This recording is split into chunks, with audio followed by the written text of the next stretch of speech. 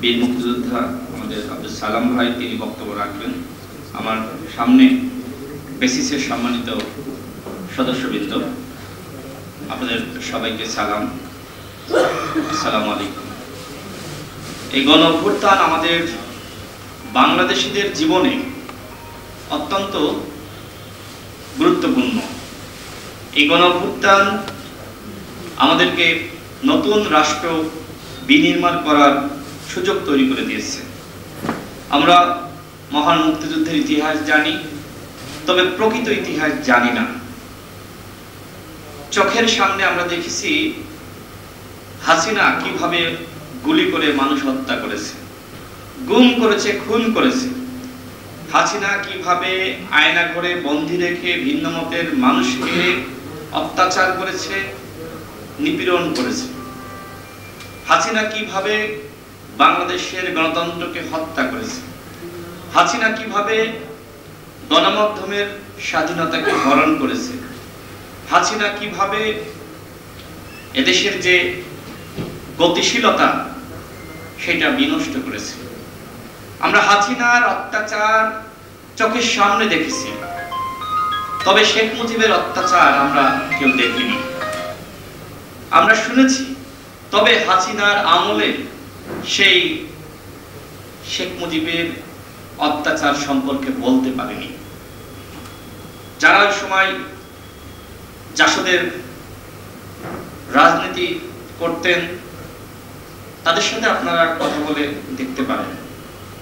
শেখ মুজিবের যে শাসন আমল সেটা হাসিনার থেকেও জঘন্য ছিল। শেখ মুজিব তার আধিপত্যবাদ, তার ক্ষমতাকে রক্ষা করার জন্য একটি রক্ষী বাহিনী তৈরি করেছিল, আর হাসিনা প্রশাসন বা রাষ্ট্রযন্ত্রের মাধ্যমে সেই রক্ষী বাহিনী যে অত্যাচার করত সেই একই অত্যাচার এদেশের জনগণের উপর করেছে। শেখ মুজিবকে নিয়ে এখন অনেক ধরনের বন্দনা আমরা দেখছি, বিশেষ করে কালচারাল ফ্যাসিস্ট। তারা এক বছর পরে হঠাৎ করে শেখ মুজিবের বন্দনা শুরু করেছে। এই কথাগুলো কেন বলছি? কারণ এই সময়কার তরুণরা তারা মনে করে যে হাসিনা খারাপ আর শেখ মুজিব ভালো। তারা মনে করে শেখ মুজিব দেবতা, তার কোনো পাপ নাই। কিন্তু শেখ হাসিনার থেকেও শেখ মুজিব ছিল অত্যাচারিত শাসক।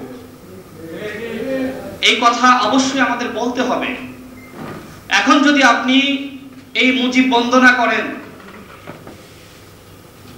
আজ হোক, কাল হোক, 5 বছর পরে হোক, 10 বছর পরে হোক, এই মুজিবের চেতনাকে পুঁজি করে বাংলাদেশে আবারও সেই আওয়ামী দুঃশাসন নেমে আসবে, আবারও গণহত্যা হবে। শেখ মুজিবের নেতৃত্বে একবার গণহত্যা হয়েছে, তার কন্যা শেখ হাসিনার নেতৃত্বে আরেকবার গণহত্যা হয়েছে। এই বাংলাদেশে সজীবদের জয় বলেন, পুতুল বলেন, রেহেনা বলেন, ওদের নেতৃত্বে আর কোন গণহত্যা আমরা চাই না। সুতরাং যারা শেখ মুজিবের বন্দনা করছে তারা মূলত ফ্যাসিস্ট এবং তাদের দোসর। বাংলাদেশের তরুণ সমাজকে বলবো, মুজিব এবং হাসিনার অধ্যায়, আওয়ামী লীগের অধ্যায় শেষ। এখন আপনারা তরুণ, আপনাদের অধ্যায় শুরু হয়েছে।